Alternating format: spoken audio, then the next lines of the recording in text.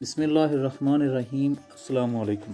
اور جواب میں ہیر نے کہا، مجھے یہ رشتہ ہرگز قبول نہیں، میرا نکاح تو بہت پہلے 5 پیروں نے رانجھے کے ساتھ پڑھا دیا تھا، مگر اس کا یہ انکار کام نہ آ سکا کیونکہ قاضی شرعی فرض پورا کرنے کے بجائے مہر چوچک کا حکم بجا لا رہا تھا۔ ہیر انکار کرتی رہی، چیختی رہی، لیکن اس کا نکاح زبردستی سیدے کھیڑے سے پڑھوا دیا گیا اور مبارکباد کے شور میں اس کی ساری چیخو پکار دب کر رہ گئی۔ کھیڑوں نے ہیر کو ڈولی میں ڈالا اور باجوں گاجوں کے ساتھ اپنے شہر رنگ پور کی طرف چل دیے۔ اس طرح ہیر کو تو کھیڑے لے کر چل دیے، مگر رانجھے کی تو ساری دنیا ہی لٹ گئی تھی۔ اس کی سمجھ میں کچھ نہیں آ رہا تھا کہ اب کیا کرے، کہاں جائے۔ پہلے سوچا کہ وہ بھی رنگ پور جائے، مگر اس سے ہیر کے مصائب میں اضافہ کرنے کے سوا کچھ حاصل ہونے کی توقع نہیں تھی۔ وہ چند روز اپنی ناکام محبت کو گلے لگائے جنگ میں ہی ادھر ادھر گھومتا پھرتا رہا تاکہ کسی نہ کسی طرح ہیر کے بارے میں خیر خبر ملتی رہے۔ اور پھر ایک روز زیادہ اداس ہوا تو وہ اپنے شہر تخت ہزارے کی طرف چل دیا۔ تخت ہزارہ پہنچا تو آگے بھائیوں اور بھابھیوں نے کچھ زیادہ خوشی کا اظہار نہ کیا، حالانکہ اس عرصہ میں وہ کئی بار ہیر کو خط لکھ چکے تھے کہ کسی طرح رانجھے کو واپس بھیج دو، مگر اب وہ گیا تو کسی نے پرجوش محبت سے اسے خوش آمدید نہ کہا، شاید اس لیے کہ ان تک بھی ہیر کی کھیڑوں میں شادی کی خبر پہنچ چکی تھی۔ رانجھے کو ایسے معلوم ہو رہا تھا جیسے دنیا میں اس کے رہنے کے لیے کوئی جگہ ہی نہ رہی۔ اس کا دل واقعی زندگی سے اچاٹ ہو رہا تھا۔ صرف ہیر کی ایک یاد تھی جو اسے زندہ رکھے ہوئے تھی، لیکن ہیر تک پہنچنا اسے ناممکن نظر آ رہا تھا۔ آخر ایک روز اس کے جی میں نہ جانے کیا آیا کہ وہ جہلم کی طرف چل نکلا۔ جہلم کے علاقے میں ایک جگہ جوگیاں کا ٹلہ تھا، جہاں اس دور کے مشہور جوگی گرو بال ناتھ کا استان تھا، جہاں دور دور سے لوگ جوگ لینے کے لیے آتے تھے۔ بعض لوگوں نے بال ناتھ کی جگہ گرو گورکھ ناتھ لکھا ہے۔ رانجھا بھی وہاں پہنچ گیا اور گرو بال ناتھ کی خدمت میں حاضر ہو کر عرض کی، گرو جی مجھے اپنا چیلا بنا لیجیے۔ جواب میں گرو ناتھ نے ایک نظر رانجھے کے سر پر ڈالی۔ اس کے سامنے ایک خوبصورت نوجوان کھڑا تھا جس کے انداز سے پتہ چلتا تھا کہ وہ نازوں میں پلا ہوا ہے۔ اس نے اس کی آنکھوں میں آنکھیں ڈالتے ہوئے کہا، چیلا بننے اور جوگ لینے کے لیے تو بڑی مشقتیں اٹھانا پڑتی ہیں، مشکل امتحانات سے گزرنا پڑتا ہے۔ تم سا نرم و نازک نوجوان یہ کیسے برداشت کر سکے گا؟ اس کے جواب میں رانجھے نے اپنی محبت کی دکھ بھری کہانی بیان کر دی اور بتایا کہ وہ ہیر کے عشق میں کن کن مصائب سے دوچار ہوا ہے۔ گرو بال ناتھ نے اس کی ساری وپتا سنی تو دل میں سوچنے لگا، یہ تو پہلے ہی عشق کی آگ میں تپ کر کندن بنا ہوا ہے۔ فقیری حاصل کرنے کے لیے جن کٹھن راستوں سے گزرنا پڑتا ہے، ان کا سفر تو یہ پہلے ہی طے کر چکا ہے۔ اس نے رانجھے کو قریب بلا کر اس کے سر پر ہاتھ پھیرا، آشیرواد دی اور اسے اپنا چیلا بنا لیا۔ اسی وقت اس کے کان چھید کر اسے مندرے پہنا دیے گئے اور رنگ بھبوت رما کر جوگ دے دیا گیا۔ جس جوگ کے حصول میں برسوں لگتے تھے، رانجھے کو وہ تھوڑی دیر میں مل گیا۔ وہ کچھ روز گرو کے استھان پر رہا اور پھر گرو کی اجازت لے کر رنگ پور کی طرف چل دیا۔ جہاں جانے کے لیے اس نے جوگ لیا تھا، وہ سفر کرتا ہوا سیدھا رنگ پور پہنچا اور رنگ پور کے باہر ایک باغ تھا جسے کالا باغ کہتے تھے۔ اس نے وہاں جا کر ڈیرے ڈال دیے اور ایک چھوٹی سی کٹیا بنا لی اور دھونی رما کر وہاں بیٹھ گیا۔ اس وقت رانجھا ایک جوگی کے روپ میں تھا اور اسے کوئی پہچان نہ سکتا تھا۔ اس نے دوسرے روز کشکول ہاتھ میں لیا اور شہر کی گلیوں میں گھوم پھر کر جائزہ لینے لگا۔ شام کو واپس آ کر اپنی کٹیا میں بیٹھ کر تجویزیں سوچنے لگا کہ ہیر تک کیسے پہنچا جائے۔ اکا دکا لوگوں میں یہ خبر پھیلنے لگی کہ کالا باغ میں ایک انوکھے جوگی نے ڈیرا ڈال رکھا ہے، جو نوجوان ہونے کے ساتھ ساتھ بہت خوبصورت بھی ہے۔ یہ خبر ہیر کی رازدار نند سہتی کے کانوں تک بھی پہنچی تو وہ بھی اپنی چند سہیلیوں کے ساتھ کالا باغ کی سیر کرنے گئی۔ وہاں اس نے رانجھے کو جوگی کے روپ میں دیکھا۔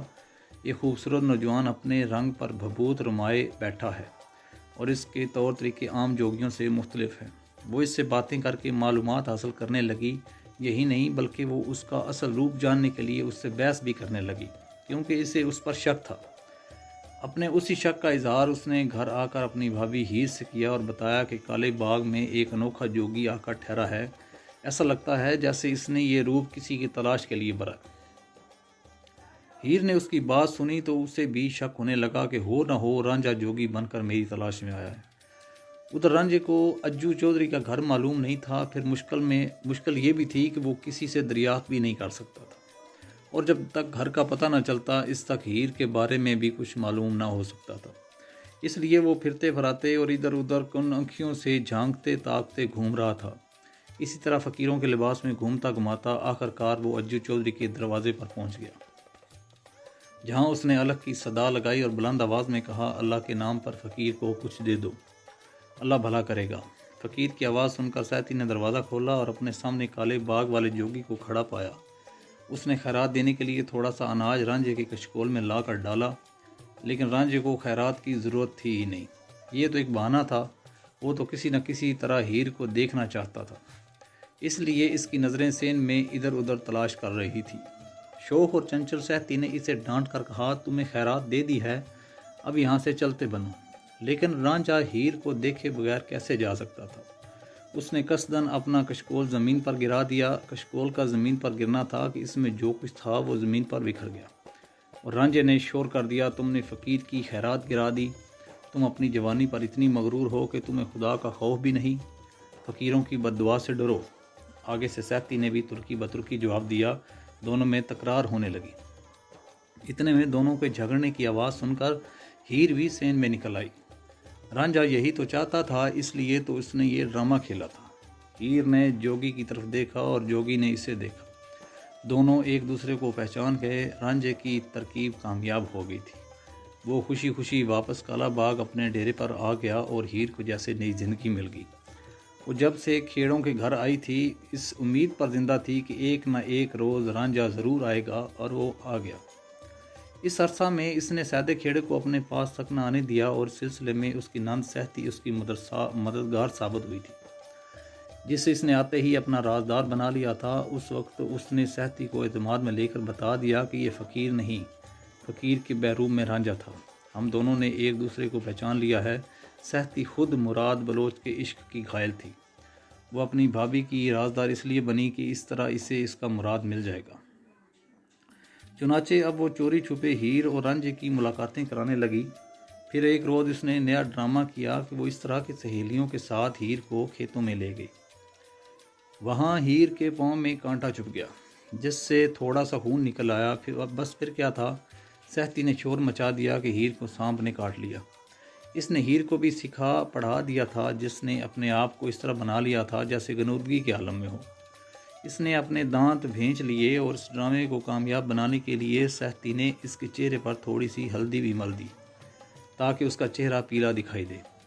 تمام سہیلیاں جلدی جلدی ہیر کو گھر لائیں، جیسے گھر والے بھی پریشان ہو گئے۔ سانپ کا زہر نکالنے کی ترکیبیں ہونے لگیں، اور جب گھر والے دور دوار کے لیے وید حکیم کے پاس جانے لگے تو سہتی نے نہایت چالاکی سے کام لیتے ہوئے کہا، کالا باغ میں کہیں سے ایک جوگی آ کر ٹھہرا ہوا ہے جو سانپ کاٹے کا منتر جانتا ہے، فوراً جاؤ اور اسے لے کر آؤ، وہ بڑا کراماتی مانا جاتا ہے۔ کچھ افراد اسی وقت بھاگے بھاگے کالا باغ گئے، اور تھوڑی ہی دیر میں رانجھا جوگی کے روپ میں وہاں موجود تھا۔ اس نے آتے ہی بلند آواز میں الگ کا نعرہ لگایا اور ادھر ادھر ایسی نظریں گھمائی جیسے ماحول کا جائزہ لے رہا ہو۔ سہتی اسے اپنے ساتھ لے کر اس کے کمرے میں گئی، جہاں ہیر ایک چارپائی پر لیٹی ہوئی تھی۔ گھر کے کئی لوگ اس کے ارد گرد جمع تھے۔ ہیر نے تھوڑی سی آنکھیں کھول کر پہلے رانجھے کی طرف نظر ڈالی اور پھر سہتی کو دیکھا۔ آگے سے سہتی نے اسے خاموش رہنے کا اشارہ کیا اور جوگی کے آگے ہاتھ جوڑ کر کہنے لگی، گرو جی ہم پر کرم کرو، میری بھابھی کی جان بچا لو، اسے کسی زہریلے سانپ نے کاٹ لیا ہے۔ رانجھا منہ ہی منہ میں کچھ اس طرح بڑبڑاتا ہوا آگے بڑھا جیسے کوئی منتر پڑھ رہا ہو۔ اس نے ہیر کی کلائی پکڑ کے دیکھا، چہرے کا جائزہ لیا، آنکھیں کھول کر دیکھیں، پاؤں کی ایڑی پر نظر ڈالی اور پھر ہولے سے بولا، معلوم ہوتا ہے بہت ہی زہریلے سانپ نے کاٹا ہے۔ پھر اس نے گھر کے افراد سے مخاطب ہو کر کہا، تمام لوگ گھر کے کمرے سے باہر چلے جائیں، صرف ایک ایسی لڑکی یہاں رہ سکتی ہے جو کنواری ہو۔ ظاہر ہے وہ کنواری لڑکی صرف سہتی ہی ہو سکتی تھی، لہٰذا اب کمرے میں ہیر، رانجھا اور سہتی تینوں رہ گئے تھے۔ سہتی نے دروازہ بند کر لیا تھا، تینوں کے چہروں پر مسکراہٹ تھی کیونکہ ان کی ترکیب کامیاب ہو گئی تھی۔ گھر والوں کو سہتی نے یہ بتایا کہ جوگی سانپ کا زہر زائل کرنے کے لیے تنہائی میں منتر پڑے گا، اس عمل میں چند روز لگیں گے اور اس دوران سہتی کے سوا کوئی دوسرا کمرے میں آ جا نہ سکے گا۔ گھر والوں کو تو ہیر کی زندگی عزیز تھی، انہوں نے جوگی کی ہدایت پر پورا عمل کیا۔ ادھر ہیر رانجھا اور سہتی کو اس سے بہتر موقع نہیں مل سکتا تھا۔ السلام علیکم۔